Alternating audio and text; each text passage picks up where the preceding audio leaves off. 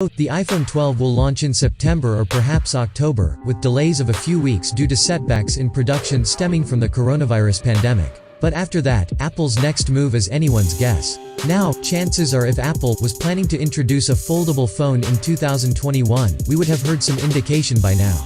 Back in 2018, a Bank of America Merrill Lynch analyst stated that Apple was preparing a foldable phone for 2020, though the last 2 years have transpired with seemingly no movement on that claim. Given how quiet the iPhone rumor mill has been on the foldable front, we're likely at least 2 years away from Apple joining the ranks of the Samsung Galaxy Z Flip and upcoming Galaxy Fold 2. In fact, LG may even release a foldable or rollable device before Apple does. However, some believe we won't have to wait that long for a foldable iPhone. In February, William LaCourse, a professor of glass science at Alfred University in New York, stated Corning's development of flexible glass is likely a clue that Apple will reveal its first foldable in 12 to 18 months' time. The latter figure seems the likelier of the two flagship iPhones tend to be launched in the fall, so the possibility of one debuting in spring 2021 seems quite at odds with history.